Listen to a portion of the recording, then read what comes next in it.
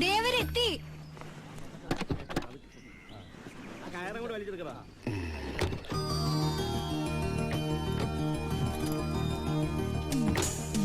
അമ്മേ ദാ വരണു.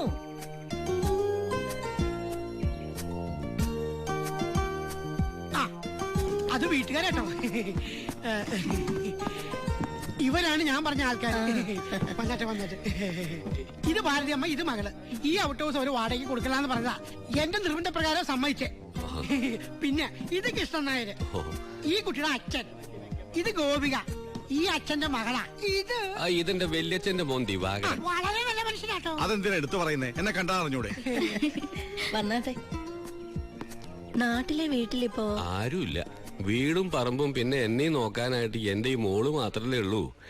മോൾക്കിപ്പോ കൂടുതൽ താല്പര്യം എന്നെ ശ്രദ്ധിക്കാനായോണ്ട് വീട് തൽക്കാലം പൂട്ടി. ഈ കാണുന്ന ഗ്ലാമർ മാത്രമേ ഉള്ളൂ. ഈ ശരീരത്തിൽ ഇല്ലാത്ത രോഗങ്ങളില്ല. Sugar, pressure, cholesterol, dengue. ഇനി ആയുർവേദത്തിലൊരു പരീക്ഷണം. ഇവിടുത്തെ സ്വാമിയാർ മഠത്തിലെ വൈദ്യരും ചെന്ന് കണ്ടു.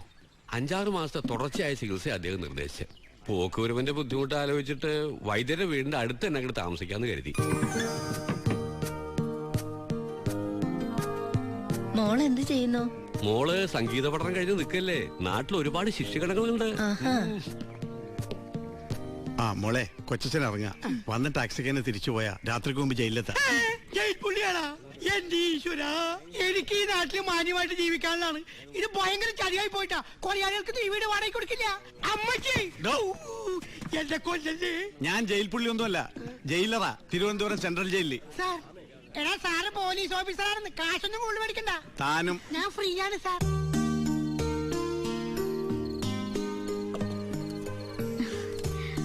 ഇവിടെ ഒരുപാട് കുട്ടികളെ കിട്ടും പാട്ട് നൃത്തമൊക്കെ പഠിപ്പിക്കാൻ. അതോടുകൂടി ഇവളുടെ ബോറടി മാറും. ഇവിടെ ഇപ്പൊ എനിക്കൊരു കൂട്ടുണ്ടല്ലോ. ഭാരതിയമ്മയ്ക്ക് എന്നെ പോലെ തന്നെ ഒറ്റ മോളാണോ? ഏയ് അല്ല, ഇവളെ ഏറ്റവും ഇളയതാ. എനിക്ക് 2 ഏട്ടന്മാരുണ്ട്. ഈ കുടുംബത്തിന്റെ സർവ്വ ഐശ്വര്യത്തിനും കാരണം എന്റെ മൂത്ത മോൻ ഉണ്ണിയാ. ദുബായിക്കാരനാ. രണ്ടാമത്തവൻ ബാലു. ഭയങ്കര അധ്വാനിയാ.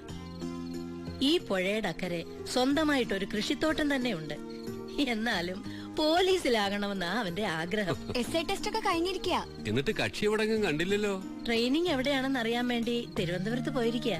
തൊപ്പി തലയിൽ കയറിയിട്ടില്ലെങ്കിലും ഇപ്പോഴേ SI എന്ന പുള്ളിയുടെ വിചാരം. എല്ലാം കൊണ്ടും സന്തുഷ്ട കുടുംബം. ഇനി ഒരു സർപ്രൈസ് റൂം കൂടി. ഇതാ ഉണ്ണിയന്റെ പരീക്ഷണശാല. ദേ നോക്കിയേ. ഇത് കണ്ടോ? കോളേജ് എക്സിബിഷന് ഇന്ത്യ പാകിസ്ഥാൻ വാർ സ്വന്തമായിട്ട് ഉണ്ടാക്കി ഡെമോൺസ്ട്രേറ്റ് ചെയ്തതാ. ഏട്ടൻ അതിന് ഫസ്റ്റും കിട്ടി. ഏട്ടനൊരു സയന്റിസ്റ്റ് ആണെന്ന് പറഞ്ഞ് ഞങ്ങളൊക്കെ കളിയാക്കാറുണ്ടായിരുന്നു. പുള്ളിക്കാരൻ ഭയങ്കര ട്രിക്സിന്റെ ആളാ. ഇത് കണ്ടില്ലേ, വാർ ഫ്രണ്ട്. ഇത് ഇന്ത്യ പാകിസ്ഥാൻ ബോർഡർ.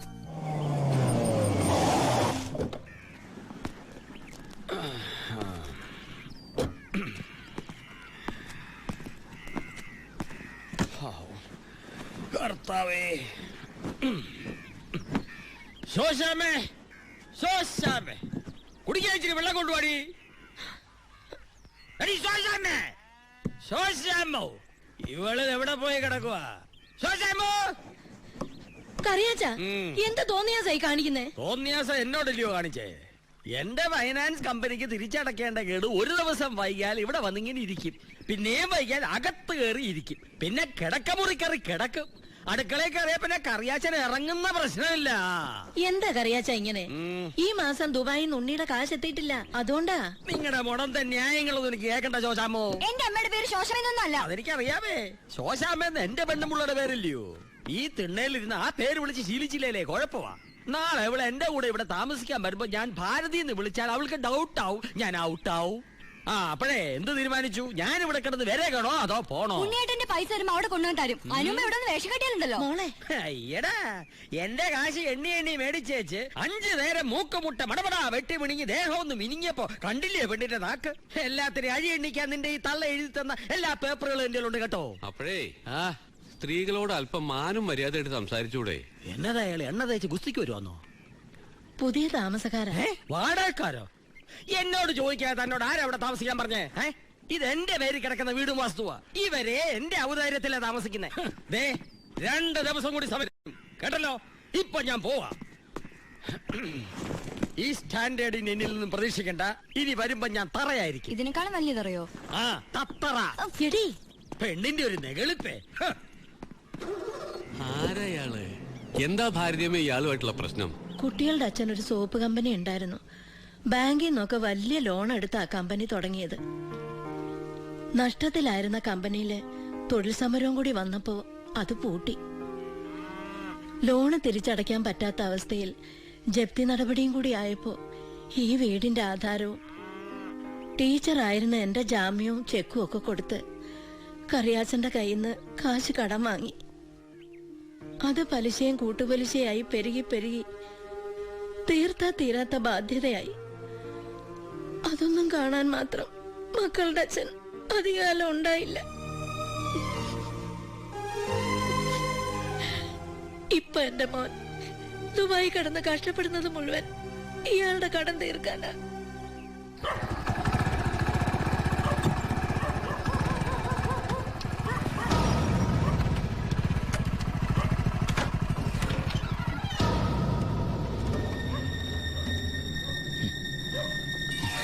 ആരാ? കാസ്, പണം കൊണ്ടുവന്നതാ.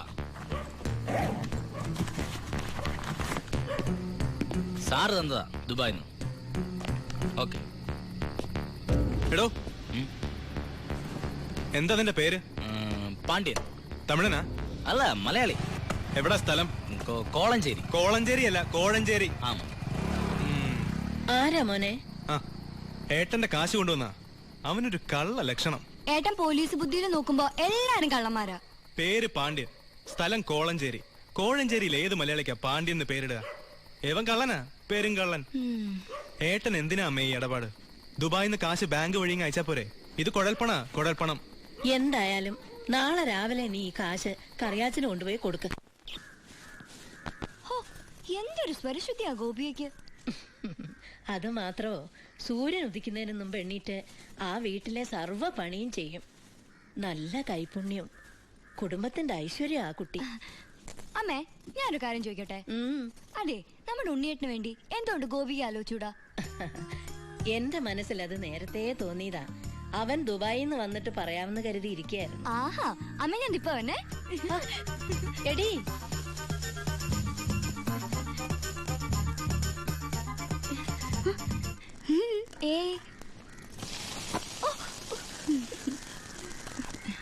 ഗോപിയക്ക് ഈ നാട് ഇഷ്ടായോ? ഈ തറവാട് ഇഷ്ടായോ? എന്റെ അമ്മ ഇഷ്ടായോ? അപ്പ എന്റെ ദുബായ്ക്കാരൻ ഏട്ടനെ ഇഷ്ടപ്പെടാണ്ടിരിക്കില്ല. ഞങ്ങൾ ആലോചിക്കാൻ പോവാ. ജാതകം എടുത്തൊന്ന് നോക്കിക്കോ, ചിലപ്പോ വിദേശ യാത്രക്ക് യോഗ ഉണ്ടാവും.